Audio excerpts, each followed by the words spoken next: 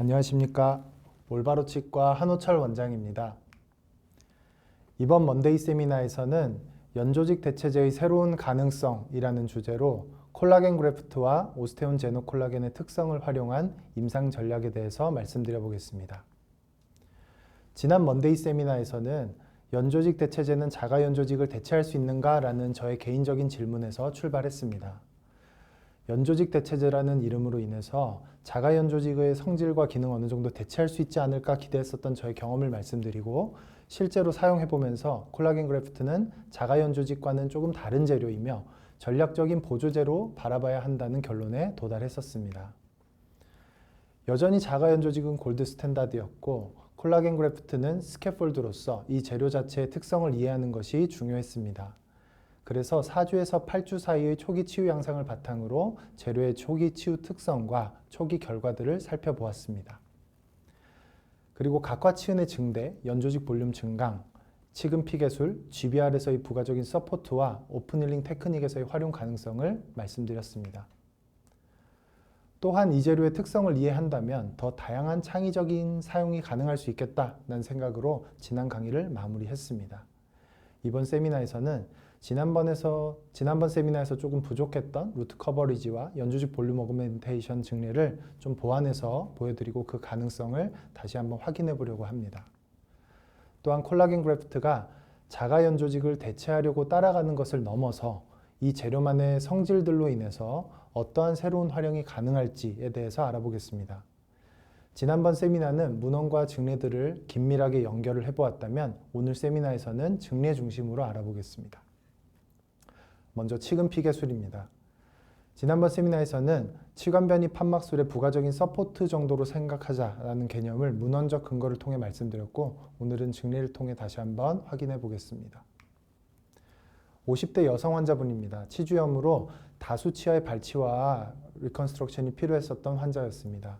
구치부 지지가 상실되면서 병적 이동과 딥바이트가 나타났고, 구치부는 임플란트를 재건하고 전치부는 보철 치료를 하기로 계획하였습니다.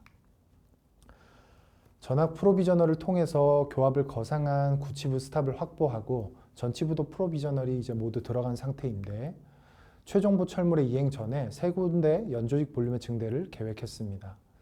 전치부 11번 파닉 하방 연조직 볼륨이 많이 꺼진 부분과 좌우측 제1소구치 부위, 치은연이 유독 내려가 있는 부분에 수정을 진행하기로 했습니다. 이렇게 세 부위의 수술을 동시에 진행하기로 했고요. 지난 세미나에서도 말씀드렸듯이 판막의 두께가 어느 정도 확보되고 루트 프로미넌스나 버컬 디센스가 심하지 않은 증례에서는 판막으로 콜라겐 그래프트를 완전히 덮는 방식으로 루트 커버리지를 시행할 수 있을 것입니다. 또한 이 문헌의 디시전 트리에서도 모더레이트한 이상의 페노타입과 2mm 이상의 각화치은 폭이 확보된 증례에서 선택적으로 사용할 것을 권고하고 있습니다. 이 환자분의 오른쪽 44번 치아를 보면 MGJ 라인을 참고했을 때 각화치은이 거의 없는 상태였습니다. 따라서 여기에서는 자가 연조직을 사용하기로 했습니다. 반면 왼쪽 34번 치아는 2mm 정도의 각화치은이 어느 정도 확보되어 있었고 페노타입도 비교적 두꺼운 편이었습니다. 그래서 이곳에 콜라겐 그래프트를 적용해 보기로 했습니다. 11번 부위에 파우치를 먼저 형성해주고 세 부위의 수술을 지금 동시에 진행하고 있습니다. 그 다음 하악 양쪽의 수술법의 차이에 주목하시면 좋을 것 같습니다. 44번은 터널링 베드를 만들었는데 다른 절개 없이 치은 열구를 통해서만 접근했습니다. 34번은 콜라겐 그래프트를 삽입하기 위해서 근심 측 MGJ 하방에 버티컬 인시전을 통해서 안쪽에 터널링 파우치를 형성했습니다. 우측 구개부에서 다이아몬드 버로 상피를 먼저 제거하고 DCTG를 체득한 다음에 세 개로 스플릿을 했습니다. 그 중에서 2장을 겹쳐서 21번 연조직 볼륨 증대에 사용했고 파우치 안쪽으로 봉합하여 고정해줬습니다.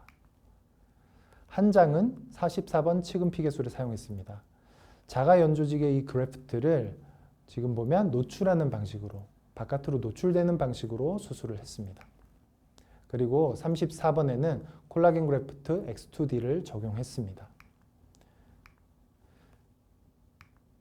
제가 이 수술에서 좀 흥미롭게 느꼈던 것은 조작성이었습니다. X2D는 생각보다 단단해서 터널 안으로 꾹꾹 밀어 넣기가 상당히 편했습니다.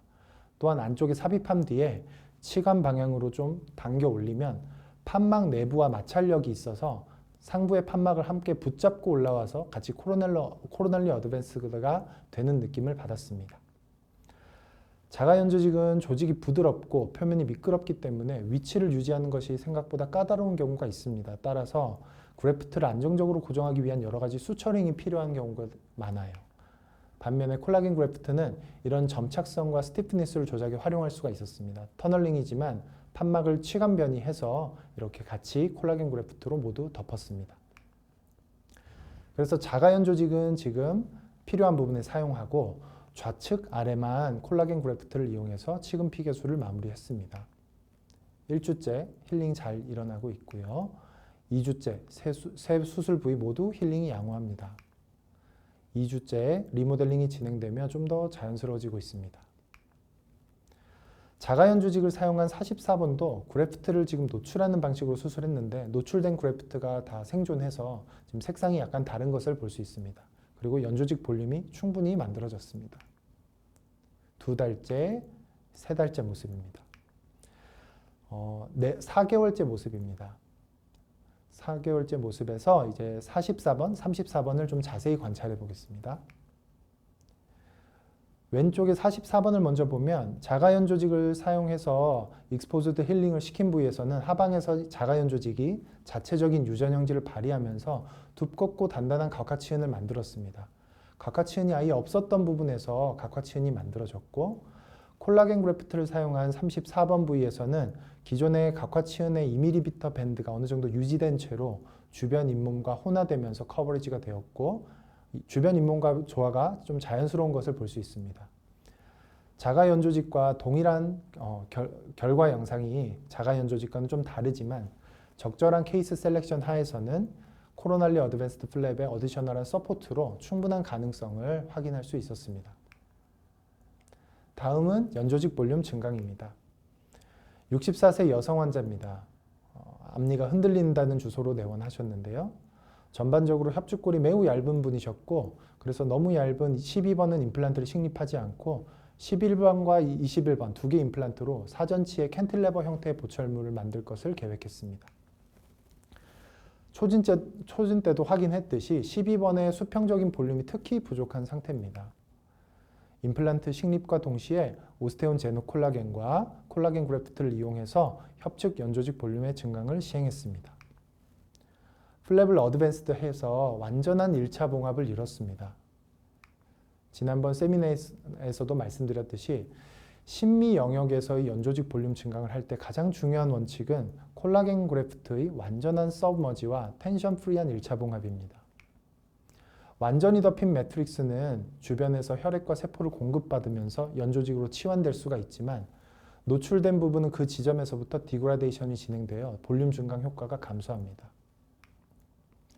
1주의 힐링입니다. 초기 치유는 안정적으로 진행됐고 3개월 반 정도의 모습입니다. 12번의 연조직 볼륨 증강이 약간 증강된 것을 볼 수 있습니다. 이후에는 이 파닉 부위에 U자 인시전을 가해서 롤 테크닉을 사용해서 치조정의 연조직을 버컬 쪽으로 좀 이동시켰고 프로비저널 리스토레이션으로 이 파닉으로 추가적인 압박을 시행해서 진지발 몰딩을 시행했습니다. 롤 테크닉 직후의 모습이고 2개월 후 모습입니다.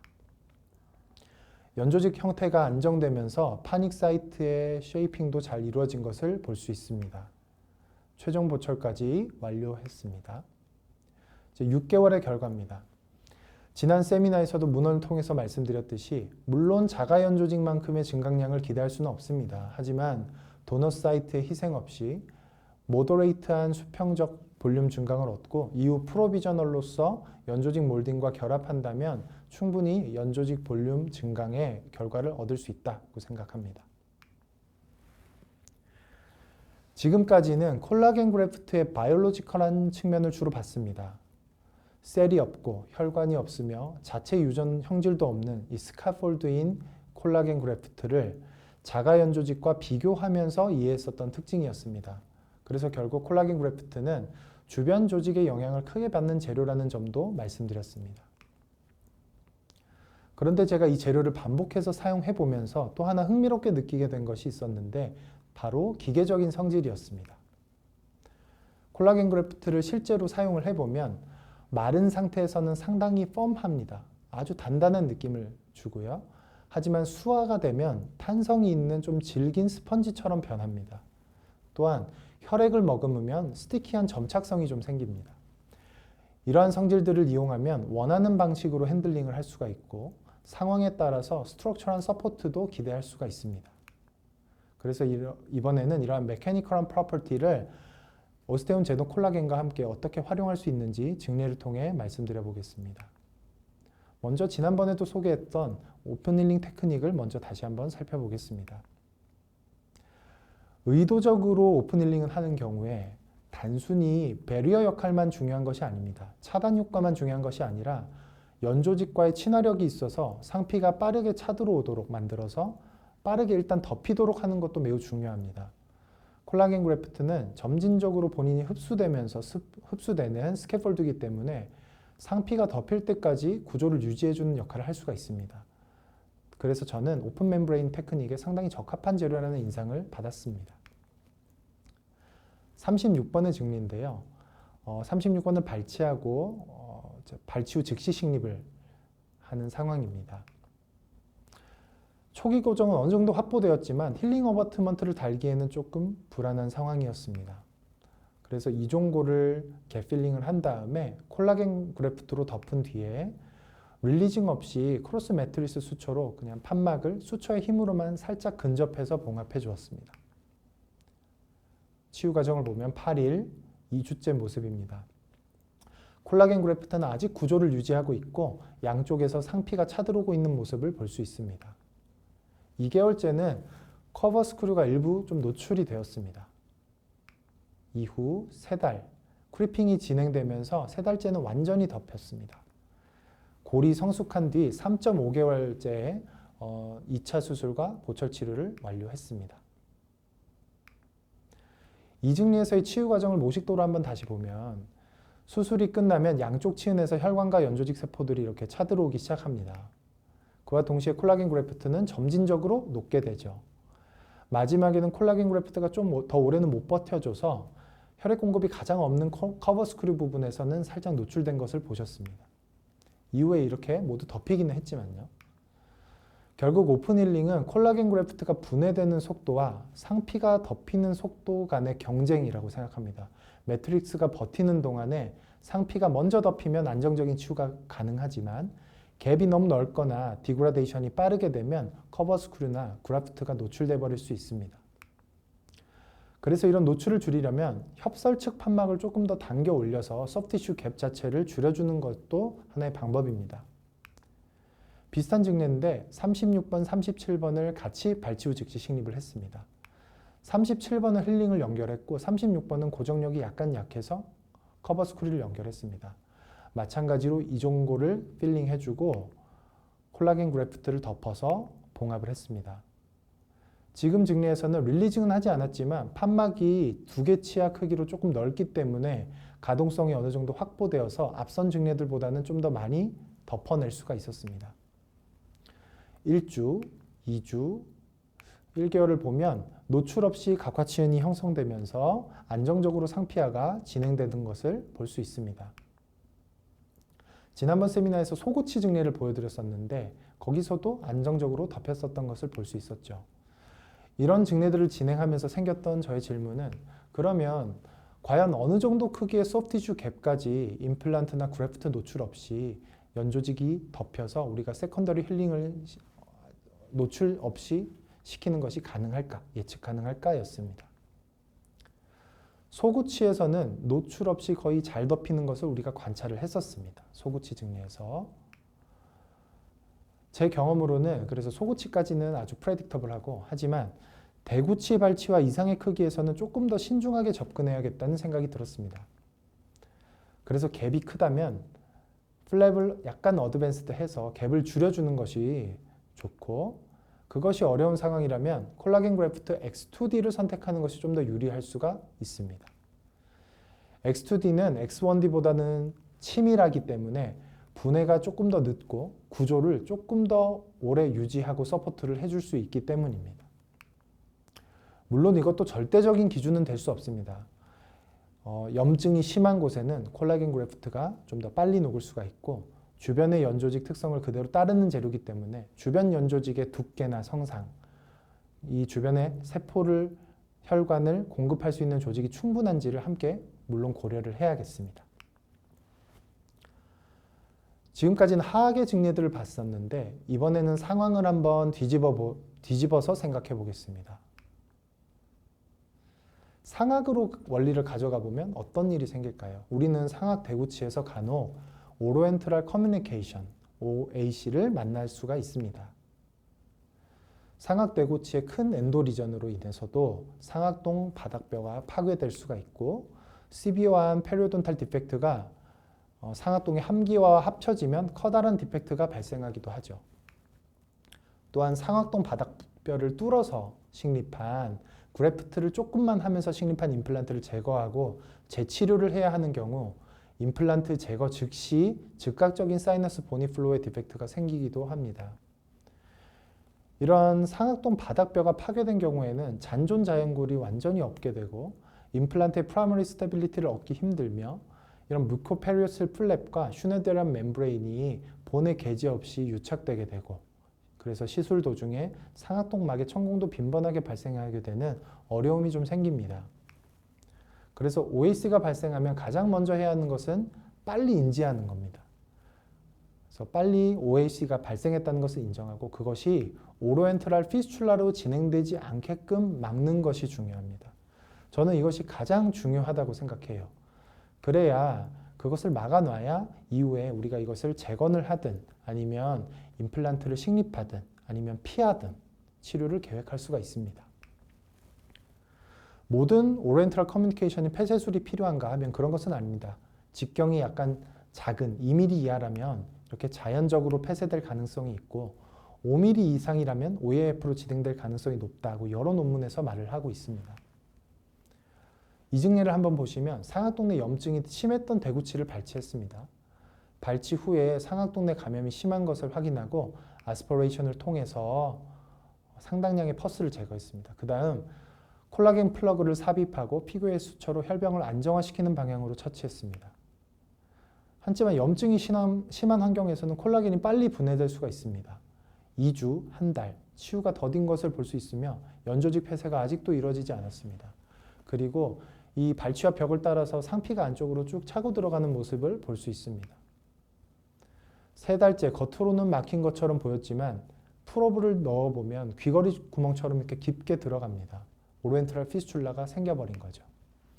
2달째 감소하는 것처럼 보였던 이런 상악동 염증이 3달 때 다시 커지는 이유는 이런 오리엔탈 피스출라의 잔존 때문일 것입니다. 그래서 OAC의 크기가 클수록 감염이 심할수록 오리엔탈 피스출라로 잔존할 가능성이 높아집니다. 특히 상피는 48시간에서 72시간 이내에 결손부 안쪽으로 자라 들어갈 수 있다고 알려져 있습니다. 그래서 초기 며칠 동안 혈변과 프로비저널 매트릭스를 안정적으로 유지하고 상피가 안쪽으로 들어가는 것을 얼마나 막아주느냐가 중요합니다. OAC의 크기도 중요하지만 발치의 깊이도 영향을 준다. 저는 그렇게 생각합니다. 그래서 발치아가 깊다면 OAC가 작다면 구멍이 작다면 안쪽에서 혈병이 안정화되고 프로비저널 매트릭스가 뚫리지 않고 본과 소프티슈가 먼저 치유될 시간이 있습니다. 반대로 얕은 디펙트, 넓은 구멍에서는 상피가 훨씬 빠르게 디펙트에 도달합니다. 결국에는 피스출라가 만들어질 가능성이 높아지는 것입니다. 그래서 OAC가 한번 생기면 선택지는 여러 가지가 있습니다. 가장 간단한 방법은 콜라겐 플러그입니다. 혈병을 안정화시켜서 치유를 도모하는 것이죠. 심한 발치화라면, 치주 발치화라면 그라뉴레이션 티슈를 협측이나 구개측 판막에 붙여 떠내어서 콜라겐 플러그를 그 안에 삽입함으로써 소프트 티슈 디펙트를 줄여주면 오리엔트럴 피스출라를 예방하는 데 도움이 됩니다. 결국 겉에서부터 앱스텔리알 링고로스와 디펙트 안의 프로비저널 매트릭스 간의 속도 경쟁이기 때문이죠. 그 다음 필요하다면 오른쪽처럼 버컬 어드밴스드 플랩이나 팔라탈 로테이셔널 플랩을 이용해서 이미디에이트 클로저도 가능합니다. 그런데 저는 여기서 콜라겐 그래프트를 한번 사용해 보면 어떨까 생각합니다. 콜라겐 그래프트는 우리가 성질을 여러 가지 봤지만 구조를 유지해 주면서 쉽게 분해되지 않으면서 상피가 덮일 때까지 버텨주는 재료니까요. 결국에는 상피가 안쪽으로 이렇게 자라 들어가는 것을 콜라겐 플러그가 잘 막아줄 수 있을 것이라고 생각합니다. 이 성질을 좀 활용해 본 증례를 한번 보시겠습니다. 15번의 심한 충치로 발치 후에 임플란트를 즉시 식립하기로 했습니다. 치근단 아래 잔존골이 거의 없고 골질이 무르지만 크리스탈 어프로치를 통해서 발치 후에 즉시 식립을 하기로 했습니다. 발치 후 즉시 식립을 할 때 1, 2mm 정도의 OAC를 발치 후에 이미 확인했습니다. 그 치조골을 압축할 수 있는 드릴로 상악동을 밀어 올리면서 고리식자를 밀어 올리며 치조정 접근 상악동 거상술을 시행했습니다. 임플란트를 식립한 직후인데 제 욕심이 조금 과해서 너무 적극적으로 컨덴싱을 시행한 것 같습니다. 한 달 정도 후에 임플란트가 흔들린다고 환자분이 내원하셨는데 환자분은 깍두기를 씹어서 그렇다고 말씀은 하셨지만 돌이켜보면 제가 어그레시브하게 수술한 면이 좀 있었던 증례였습니다. 아쉬움이 남는. 그래서 임플란트를 제거하자마자 5mm 이상의 오로엔트럴 커뮤니케이션이 즉각적으로 발생했습니다. 4.5mm 임플란트가 흔들흔들 했으니까요. 재식립은 당연히 불가능했고 지금 가장 중요한 것은 오로엔트랄 피스출라로 진행되는 것을 막아서 2번의 실패를 막는 것이었습니다. 콜라겐 플러그를 넣고 나서 좀 더 확실한 처치를 저는 하고 싶었어요. 그래서 그 위를 콜라겐 그래프트로 덮고 나서 봉합을 했습니다. 1주째, 한 달째입니다. 안쪽에 있는 재료가 빨리 녹아버리고 서포팅 해주지를 못하면 이렇게 지금 하얗게 보이는 부위에서 상피가 안쪽으로 쭉 타고 들어가면서 오렌트럴 피슐라가 발생할 수 있는데 콜라겐 그래프트가 지금 버텨주고 있습니다. 2개월째입니다. 결국에 피슐라를 만들지 않고 안정적으로 치유되었고 이제는 재건을 계획할 수 있는 상태가 되었습니다. 재수술 시에는 플랩과 슈네데런 멤브레인의 유착을 조심스럽게 분리하고 상악동막을 거상했습니다. 육안으로 큰 퍼포레이션은 보이지 않았지만 이런 상황에서는 미세한 티어가 있었을 가능성을 항상 염두해 두게 됩니다. 그래서 저는 콜라겐 그래프트 X1D를 이용해서 상악동막을 리페어했습니다. 수화되었을 때 말랑한 스펀지 같은 콜라겐 매트릭스가 손상된 상악동막을 커버해주면 이제 안심하고 그래프트를 시행할 수 있게 되죠. 왼쪽은 로마린다 파우치 테크닉의 모식도입니다. 이제는 이런 상악동 저에서의 오스테온 제닉한 포텐셜도 차단해버리는 전체적인 파우치를 보통은 원장님들이 형성하지는 않으실 겁니다. 상방에 퍼포레이션 된 부분만 멤브레인으로 커버하시죠. 그리고 이 퍼포레이션 된 부분을 직접 확인하고 멤브레인으로 정확하게 리페어하려면 충분한 크기의 윈도우와 시야 확보가 필요한데 요즘은 우리 기구들의 발달로 보통 미니멀한 작은 윈도우를 형성하지 않습니까? 그리고 이 사이너스 멤브레인 리페어에서 우리가 꼭 셀 익스클루전의 기능이 있는 멤브레인이 필요한가라는 의문도 있습니다. 찢어진 막을 우리가 기계적으로 지지하고 안정화하는 의미가 더 크기 때문에 저는 이런 상황에서 콜라겐 그래프트가 유용하다고 생각합니다. 그 이유는 바로 메커니컬한 프로퍼티 때문인데 수화되면 이제 질기면서도 탄성이 있는 스펀지처럼 변합니다. 그래서 상악동 안으로 밀어넣기가 상당히 쉽습니다. 완전히 찢어진 증례에서 지금 사용하고 있는 모습인데요. 수화된 콜라겐 그래프트를 안쪽으로 구겨서 넣고 있습니다. 저는 이걸 사용하면서 원터치 텐트 같다는 생각을 좀 했습니다. 안쪽으로 밀어 넣으면 구겨서 들어가더라도 안쪽에서 자동적으로 펴지면서 찢어진 부위를 잘 감싸주는 느낌입니다. 복잡하게 조작하지 않아도 원하는 부위에 쉽게 안착합니다. 거기에다가 흩어지지 않고 서로 잘 뭉쳐져 있는 오스테온 제노콜라겐을 상악동 안에 잘 충전해준다면 슈네데런 멤브레인이 찢어졌어도 안심하고 마무리하고 나올 수 있는 안정감이 좀 느껴졌습니다. 이렇게 상악동막도 찢어지고 디펙트도 안 좋은 상황에서 수화된 콜라겐 그래프트와 콜라게네이티드 본은 훌륭한 조합일 수 있습니다. 다시 원래 증례로 돌아와서 임플란트 식립과 사이너스 그래프트를 완료하고 저는 협축 윈도우와 이어지는 큰 디펙트에 본그라프트는 오스테온 제노콜라겐을 선택했습니다. 가벼운 힘으로 형태를 몰딩해줬습니다. 너무 강한 힘으로 짓이기는 것보다는 가볍게 콜라겐 스트럭처가 무너지지 않게 다지는 것이 좋다는 것을 먼데이 세미나 영상 송영우 교수님 촬영편에서 배웠습니다.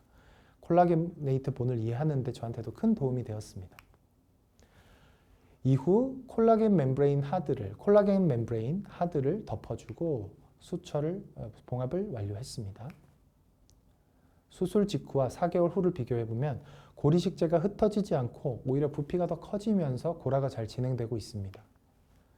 치조제의 협측 부피도 아주 양호합니다. CT를 관찰해보면 제가 형태를 몰딩해 놓은 협측의 컨투어가 거의 무너지지 않고 그대로 고라가 진행되고 있는 것을 볼 수 있었습니다.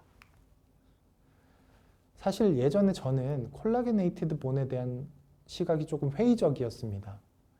콜라게네이티드 본은 몰딩하기에는 그래 좋다. 수술할 때는 몰딩하기에는 편합니다. 하지만 콜라겐이 결국에는 흡수되면 그만큼의 볼륨이 줄어들 테니 수술할 때만 편한 재료가 아닌가라는 생각을 좀 했습니다. 하지만 이 생각이 완전히 틀린 것은 아니에요. 콜라겐이 흡수되면서 초기에 볼륨의 감소가 발생할 수 있기 때문에 오버빌딩과 직리 선택은 여전히 필요하다는 것을 많은 논문에서 뒷받침해주고 있습니다. 하지만 콜라겐 그래프트의 치유 과정을 혈관과 세포가 차들어오는 것을 육안으로 제가 직접 확인을 해보면서 콜라겐에 대한 역할이 좀 더 새롭게 다가왔습니다.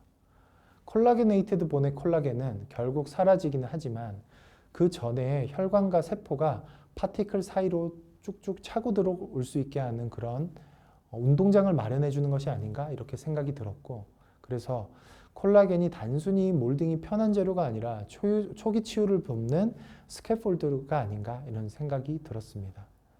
티타늄 메쉬나 비우소성 멤브레인처럼 위지드한 스페이스 메인테인은 될 수 없지만 디펙트의 형태에 따른 케이스 셀렉션을 잘하면 유용하게 쓸 수 있지 않을까 생각합니다.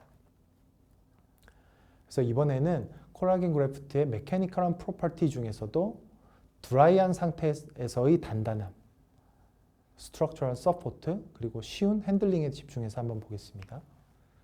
GBR에서 부가적인 서포트를 이뤄낸 증례들을 2개만 보겠습니다. 먼저 비교적 간단한 증례입니다. 42번과 32번을 발치하고 하악 전치부 임플란트 식립과 함께 11번의 파닉 부위가 수술 후에 더 함몰되지 않도록 연조직 볼륨 봉합을 좀 원했습니다. 2번에 식립을 하고 그 다음에는 콜라겐 그래프트 X2D를 수화를 시키지 않은 상태로 협측 사전치 너비에 이르는 크기로 바로 삽입했습니다. 특히 X2D는 드라이한 상태에서는 상당히 단단합니다. 그래서 안쪽에서 쭉 밀어넣게 되면 하나의 그냥 벽처럼 딱 서 있게 됩니다. 그 상태에서 파닉 하방에 본그라프트를 보강하고 이렇게 봉합을 했습니다. 1주, 4주의 치유 결과입니다. 술정과 치유를 비교해보면 협측 연조직 볼륨이 약간 증가한 것을 볼 수 있습니다. 수직적으로도 무너지지 않았고요. 큰 증강은 아니었지만 4주째 이렇게 수술 후에 함몰될 수 있는 부위를 안쪽에서 지지하면서 약간의 볼륨을 유지한 것을 볼 수 있습니다. 결국 협측에서 이 펌한 콜라겐 그래프트가 하나의 월처럼, 커넥티브 티슈 월처럼 지지를 해주고 그 뒤쪽에 본그라프트가 함께 서포트하면서 약간의 볼륨 증대를 얻을 수 있었던 증례였습니다. 이번에는 시비어한 증례를 한번 보겠습니다. 전악 발치와 재건이 필요한 환자였고 34번, 35번은 살리기로 했습니다. 일단 발치와 임플란트를 모두 제거하고 임시틀니를 2, 3개월 정도 끼시고 나서 연조직 치유가 완료되면 수술에 들어가기로 했습니다. 발치 2개월 후에 상당히 심한 치조제 흡수를 CT상에서 다시 한번 확인을 했고, 환자분이 스케줄이 안 되어서 4개월 후에 수술하러 오셨는데 조금 당황스러웠습니다. 하악 전방부의 치조제 볼륨이 너무 많이 꺼져 있는 것이죠. 측면에서 보면 거의 설측 전정만큼의 치조제가 흡수되었습니다.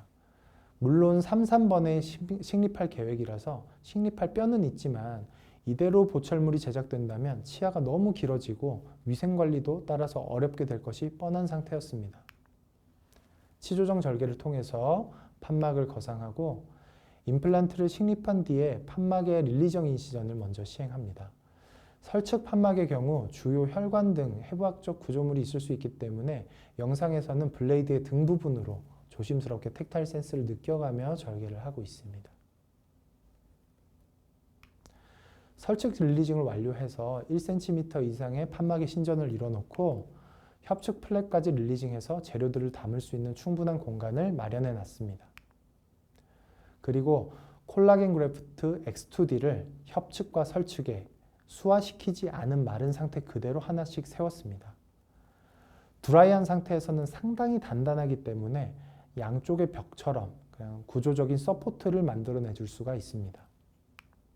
그래서 이렇게 협측과 설측에 딱 세워진 상태의 콜라겐 그래프트를 볼 수가 있고요. 그 사이를 오스테온 제노 콜라겐으로 채웠습니다. 특별히 형태를 만들기보다는 거의 제품의 원래 형태 그대로 벽돌을 쌓아 올리듯이 쌓아 올리고 이 부분이 약간 밀착되도록 가볍게만 몰딩해 주었습니다. 그래서 지금 협설측에 콜라겐 그래프트가 벽처럼 세워져 있고 그 사이에 오스테온 제노 콜라겐이 채워져 있습니다. 그 다음 갭 부분이나 버컬 부분, 디센스 부분에 추가적으로 콜라겐 멤브레인 소프트와 오스테온 제노를 그래프트를 해주고 콜라겐 멤브레인 하드로 덮은 다음에 봉합을 시행했습니다. 봉합이 완료된 모습인데 술전에 비해서 전반적인 치조제의 높이가 일관성을 좀 평평한 일관성을 확보한 것을 볼 수 있습니다. CT를 보면 그리고 모식도를 보면 오스테온 제노 콜라겐 가운데 있고 양쪽에는 콜라겐 그래프트가 스트럭처럴한 서포트를 하고 있는 모습을 볼 수 있습니다. 물론 이 증례가 임플란트 식립 부위의 진정한 버티컬 어그멘테이션이었다면 티타늄 메쉬나 논 리저버블 멤브레인 같은 강한 공간 유지 장치가 필요했을 것입니다. 하지만 이 증례의 목적은 그것이 아니었고 함몰된 파닉 사이트의 연조직과 치조제 볼륨을 좀 수직적으로 보강하는 것이었습니다. 그 목적에는 충분히 의미 있는 접근이었다고 생각합니다. 1주의 힐링, 10일째 발사를 시행하고 이미디어트 로딩을 바로 시행했습니다. 임시 보철물을 장착한 직후의 모습이고 4주가 흐른 모습과 술전을 비교해 보겠습니다. 구강전정의 깊이와 연조직 볼륨이 상당 부분 회복된 것을 볼 수 있습니다. 물론 시간이 지나면서 일부 흡수는 있을 수 있을 것이고 그 결과는 앞으로 장기적으로 관찰을 해보겠습니다. 하지만 복잡한 공간 유지를 위한 장치 없이도 콜라겐 그래프트가 단단하다는 메커니컬한 프로퍼티와 오스테온 제노 콜라겐을 함께 이용해서 일정 수준의 선택적인 증례들에서 이 정도의 스트럭처럴 서포트와 수직적인 볼륨 중대가 충분히 가능할 수 있겠다라는 가능성을 좀 확인해 본 증례다 이렇게 생각해 주시면 좋겠습니다. 지난 먼데이 세미나 강의에서는 콜라겐 그래프트의 생물학적 성질을 주로 살펴봤었습니다. 셀과 혈관, 고용한 유전 형질이 없는 스카폴드이기 때문에 주변 환경을 잘 이해하고 적절한 전략을 세우는 과정이었습니다. 이번에는 이 재료를 직접 사용하면서 느낀 기계적인 성질에 한번 집중해봤습니다. 말라있을 때는 펌하고 수화되면 스펀지 같아지고 그리고 혈액을 머금으면 스티키해지고 구조를 지지할 수 있고 조작하기 쉽다는 성질. 이 메커니컬한 프로퍼티를 이해하면서 새로운 적응증들이 보였습니다. 오픈 힐링, 오리엔탈 커뮤니케이션의 처치, 사이너스 멤브레인 리페어, 오스테온 제노 콜라겐을 이용한 GBR까지 다양한 적용이 가능하다는 것을 경험했습니다.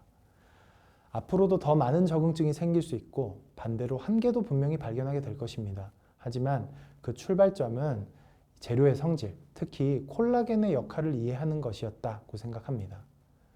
오늘 말씀드린 내용도 하나의 정답이라기보다는 제가 현재까지 경험하면서 얻은 하나의 생각으로 받아들여 주시면 감사하겠습니다. 9월 13일 오프라인 세미나에서 좀 더 풍부한 이야기를 들려드릴 수 있으면 좋겠습니다. 경청해 주셔서 감사합니다.